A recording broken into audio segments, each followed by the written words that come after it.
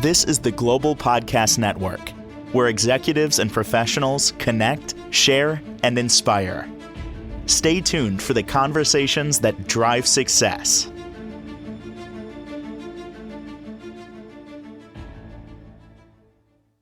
And welcome back, everybody. She's amazing in that she gets it when it comes to our dogs, our animals, as a communicator, as someone who helps with behavioral issues, and she also trains service dogs. By the way, she could do that for anybody, anywhere in the country, maybe the world. I'm not sure. I'll get clarification on that. She's back with us again. So wonderful to have Katherine Andrews from the Animal Psychology Center join us once again. How are you doing today? Hi, I'm doing great, Steve. Really excited about talking about this email that we got.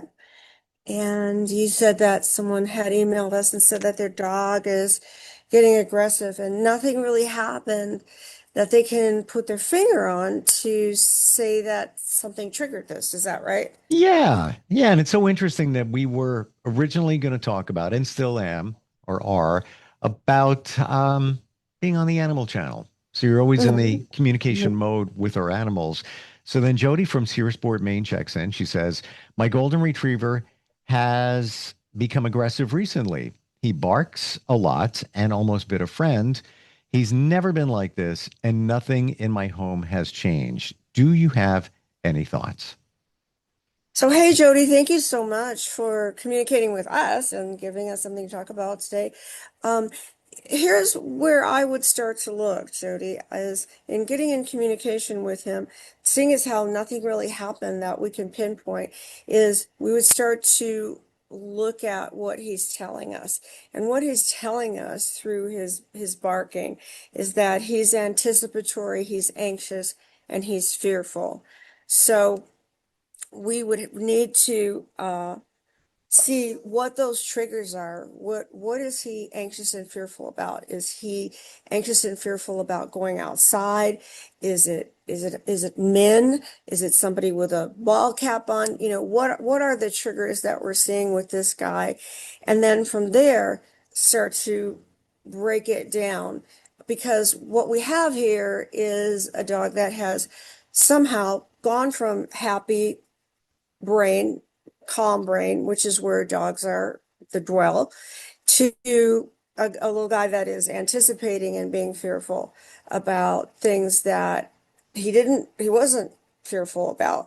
So that's where we would start, is to see what the triggers are and to see how he's reacting to those triggers. And then we would take them apart one by one and establish with him why those things are not fearful to him. Hmm. And so if you would like to get in touch with me, this is something that we could do via Zoom and work with him Sure. on this. Yeah. So let's throw a couple of hypothetical things in the mix. Okay. And again, we don't know the deeper details from Jody's dog, but could a dog be acting that way out of nowhere? And that's what it sounds like. Nothing's changed in the home. He's barking more. He's aggressive. He almost bit somebody.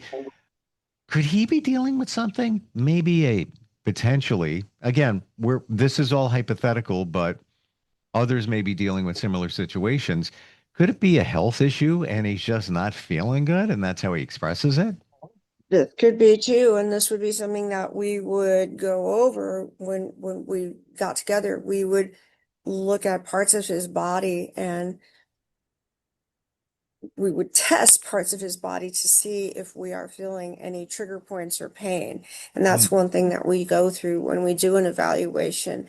There could be something that is bothering him. A lot of times there's something in the mouth, or it's a hip situation or a paw. So we would go through that when we would do the evaluation. The other thing is, I would talk to Jody and see, what are we anticipating in your life here? Is there a move that's going on? Are you getting married? what is anticipatory? Because dogs know what's going on. And is he worried about something that he perceives is going to happen in the future? So it could be that too. And it could be that he's worried and afraid about that. So that would be something that we would want to communicate with him about. And we would be able Hmm. to find that out. Yeah. What's going on in his brain? What is he thinking about? Okay, so now we're going to go hypothetical again in a different direction. So Mm, Jody's saying that nothing's changed in the house here, and nothing may have changed. However, maybe something is changing.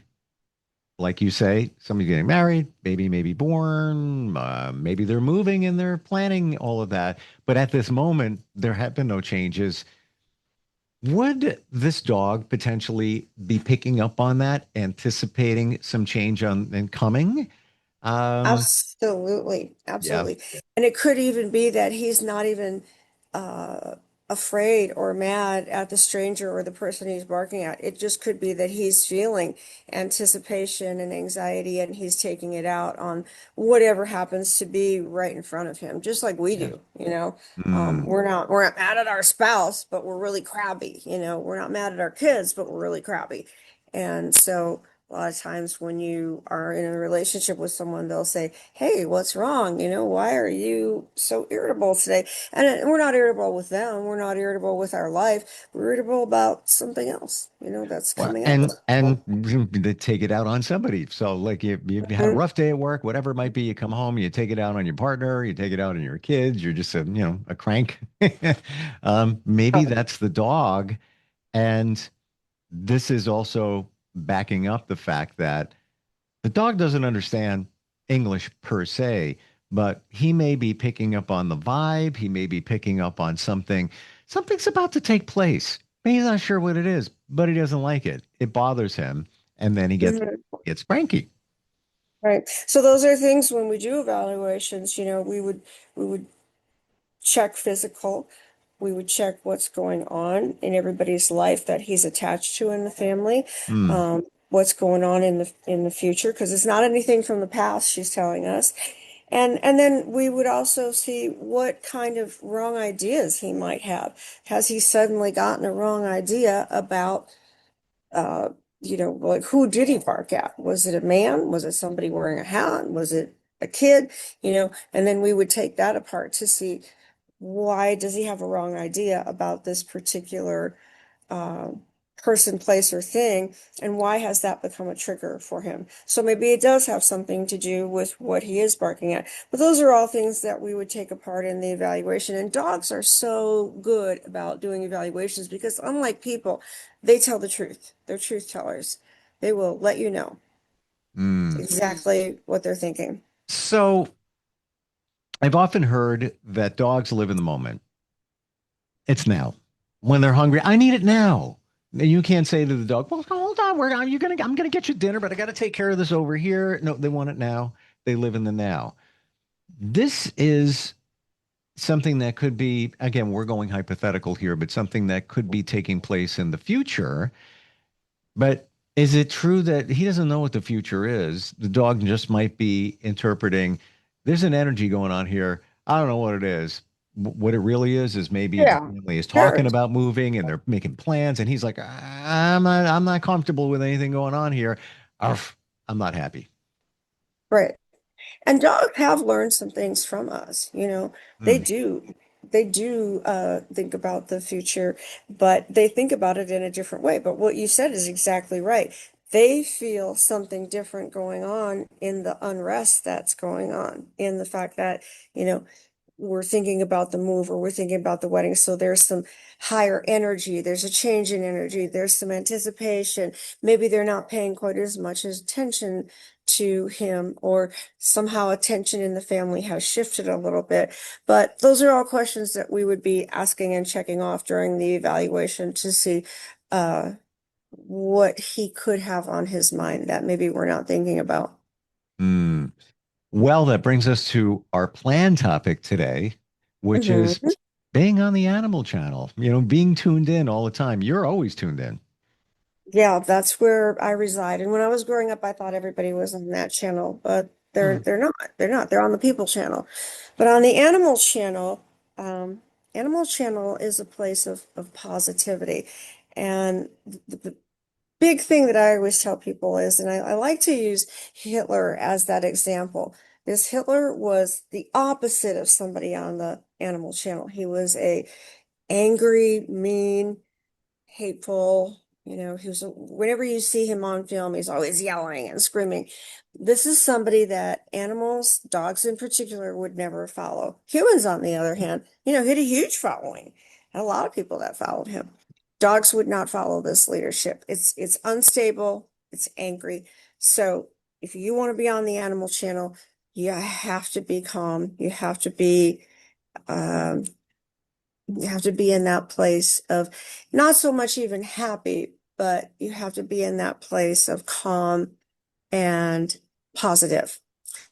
So that's the first thing. And that means that you have good leadership, because if you think about it, where do good leaders emanate from? They emanate from a place of calm positivity. Hmm. So that's the first place. The second thing that I tell people is that on the animal channel, we don't think about the negative in a situation. We think about gratitude. So if you want to get on the animal channel, first thing that you want to think about is your positivity, your calmness. So you start to take some breaths and you start to meditate. Meditate is a really good way to get on the animal channel. And then you start to think about what you're grateful for. What's good in the situation? What's good that's happening around here? And then you can start to connect to the animals around you. And it's almost magical how that happens, because animals communicate through their thoughts and through their body language. So if you settle into that place and you have an animal that's around you, you're going to use this animal as a barometer, and you're going to immediately see that they're going to connect to you. And that's how you can see if you're on the animal channel, because that animal is going to start to make eye contact. They're going to come over. They're going to want to be in your presence. So if you're on the animal channel, they'll let you know. They'll say, "Hey, hi, I see Hmm. that you're on my space." So Is it is when you're communicating with your dog, if you're yelling, if you're ever yelling at them, you're not on the animal channel. You're not going to communicate with them. And I know it's hard sometimes, because you're like, "Hey, get over here, come on over here," or whatever they're doing. Stop it, put that down. You will get them a reaction from them. But then if you want to get in communication with them, you're going to have to stop and do those things and get in communication. Go ahead, Steve. You were going to say something. would you say that when you're on the animal channel, you're gonna know. It's things, there's gonna be a connection, a synchronicity. You're gonna feel that you're in the zone. Yeah, you will. You will. And like I said, the animals that are around you will let you know. Hmm. I always say, I go out with my people who work for me, and we'll be walking dogs. And Mhm. down the street, we have horses that are in a pasture. When we come walking down the street, those horses, if we're in the right zone, will hear us, even though they're not even close to the fence. They will hear us telepathically, and they'll come over towards the fence. And usually I'll have like carrots or apples or something like that to feed them. But they'll hear us telepathically coming, especially if we have carrots or apples, because I'm thinking like, "Hey, we have carrots or apples for you." So all of these things teach the people that work for me how to be on the animal channel. And inevitably the horses will come over. And I like them to come over because, of course, it's always fun to feed them and communicate with them. And we like to introduce the dogs that we're training to them, because we want our dogs, who are going to be service dogs, to meet all kinds of different animals, so that they're comfortable with horses and bunnies and cats and squirrels. And they never feel like they should harm any of these animals. Because as a service dog, we are always harmless to other creatures. Hmm. So I'm intrigued about the communication thing. It's real. I know this is kind of woo for some. They may think, come on, how do you really, talk to animals? I've experienced it. It's real. When you send that message and you get a response, It's just not a coincidence. What else can you tell us about being on the Animal Channel, staying on the Animal Channel, tuning into that channel? Well, I always say animals are experts. They're experts at a lot of things. Again, we always think that we're the highest on that food chain, and I think that I beg to differ because animals are good at following really great leadership. We're not so great at that. Animals are masters at unconditional love. I think people talk about it a lot, but I think animals really live it, and especially dogs. If you think about in your relationships, with people versus with dogs. Dogs really live unconditional love. So when you are on the animal channel, you can feel how coming from that place of of positivity and of good leadership, which good leadership doesn't mean that you're babying or coddling anybody. It means that you're calm and you're confident and you're also very good in your communication of saying, hey, I mean, sometimes I say to a dog, hey, stop that, or come here. That's also very positive when you're being firm. Hmm. So that's also the place where unconditional love dwells, because unconditional love is not afraid to tell you when you're doing something wrong. It's not afraid to tell you when you're messing up, but it does it in a positive way. So all of those things are kind of check boxes as being on the animal station. So I try to everything you say I do. And there's a every once in a while, sometimes you get a little testy with your dog. Um, how would you handle this? Mine wakes me up in the morning to go to the bathroom. All good. Sometimes I'm not ready to wake up. But he's pretty good on the schedule. It's almost like he's wearing a watch and he knows. Now with the time change, he's doing it an hour earlier. And I'm laying in bed. I'm like, no, no, no, no, no. I'm gonna just lay down. Just that's my thing. Lay down soon. All I have to say is, let's go. And right away he jumps in like he knows that's it. And that which means I'm getting up and we're going. Um, how do I tell him it's too early? How do I Well, do there? you do it with firmness and with love, and you can take him to his spot if it's a pillow bed or wherever and say, He's just in bed with me. He just oh, you he's know. in bed with you. Yeah, yeah. Well, then you're going to have to make eye contact and you're going to have to give him a correction and say, nope, lay down, go back to sleep. And what I would do is give him something to self-soothe, because he's going to have to self-soothe for an hour. So give him something like something he can chew on, because that's how dogs soothe. Like when my dogs go to Hmm. bed at night, they all get something that they can chew on that lasts them like between 10 and 20 minutes to chew on. So it's not just a treat, it's something that they can lay down and chew. Because the dogs spend a lot of time, they spend hours a day chewing things. And so they have a lot of things to chew on between toys and, bones that are rubbery and Hmm. things that they can chew on, to big rawhide or non-rawhide, but depending on the dog, because little dogs have smaller things, big dogs have bigger things. But give him a correction, say, nope, not time to get up yet, lay back down, and then give him something to self-soothe. So there's a Wow. trade-off. Yeah. Hmm. And you know what? Even though it could be something to chew on, it's not per se a treat, but it's almost a treat. If you don't always give them something to chew on, it's something special. Does that make sense? Yeah, sure. Right, right. Hmm. Well, like in any good relationship, you're saying no. You do this with kids too. You're saying no, but if you do this for me, I'll give you this. No, but I'm going to give you something else to do for this next hour. No, but I'm going to help you soothe yourself back to sleep a little bit. And, because I always feel bad when my dogs are still have a lot of energy, but I want them to go to bed. I go to bed pretty early, about 7:30, 8 o'clock. We get up early. And I feel bad. So I don't feel bad when I'm able to give them something to self-soothe, so they go in their crate. Most of them are in their crate. The older guys are out and about, but everybody gets something to self-soothe. And to take it from, sometimes they're at they might be at a 8 or a 9 if energy is on a scale of 1 to 10. So I give them that, rawhide or bone or something to self-soothe so that they can take it down. And I don't feel guilty about just throwing them in the crate and going, all right, you're on your own. Mm, You gotta go to sleep.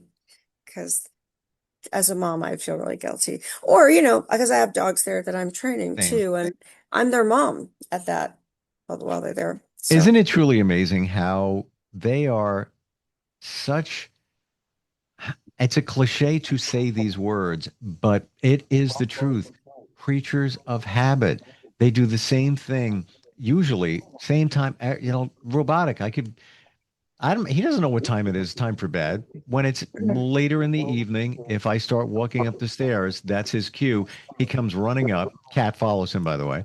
And he jumps on the bed and I have a little ritual. I give him a little bit of a treat. Then he lays down and he just lays over and goes to sleep. And then in the morning at the same time, within 10 minutes, he's up. He's ready to go. But all the scheduling that they do, it's amazing. They don't have phones. They don't know what time it is. yeah. But they always know what time it is. They always know they know a lot of things. Like I said, that dog that was it Emily that wrote in today? Jody. Jody. Yeah, whatever is going on, if there is something going on that he's concerned about, he knows about it. We don't think about that. We don't think that our dog knows that I'm thinking about this other thing that's going on, but they do. They know. And they might not know exactly what it is, but they know that there's something there, and Mm. that could be causing them some trepidation or some fear or some worry. And then it's coming out sideways, just like with us, stuff comes out sideways sometimes and we got to figure it out. But if we change that schedule, just like with our kids, then we have to do some kind of trade-off with them. If we are wanting them to do something for us, like go to bed early, then we have to do a trade-off with them so that they don't feel bad about, or we don't feel guilty, about asking them to do that for It's us. almost as if we're negotiators. Yeah. We're always negotiators. And when you're in a relationship, man, that's a big part of it, isn't it? Especially if you have good relationships. You're Yeah. always negotiating. It's a good thing. It's really a positive thing because Yeah. negotiating means that you are being mindful of that other person or your dog or their feelings you know, and your dog really appreciates that. When you give him that correction, but then you also give him that and it could give him something that he hasn't had before. Hmm. He's going to be really he's going to be kind of excited about going back to sleep and changing his. Maybe that's that's what I'm gonna do. I never even thought of that. Have some different treats, if you will, or something to chew on standby, so I could just take that and lay down and play and do your thing, and then give me another Yeah, hour. and point to the spot. Tell him, here you go, lay down, and you get the treat. Yeah. Hmm. It's amazing and wonderful always being on the Animal Channel. We love our animals, we love our dogs. Just being able to know that you're on the same level with them more often than not is beautiful. Best way to find you, Catherine, if you're somebody like Jody dealing with some challenges that cropped up with their dog or anything, any questions, how do they find you? Absolutely. Get a hold of me. I'd love to help you. Animalpsychologycenter.com is the website. And send us an email, a text, Yeah. and we'll be happy to help you. You're available. If somebody wants to reach out, instant feedback, steve@gmail.com, another way as well. And we'll catch up next time. Appreciate you. All right, see you. Take care. This is the Global Podcast Network, where executives and professionals connect, share, and inspire. Stay tuned for the conversations that drive success.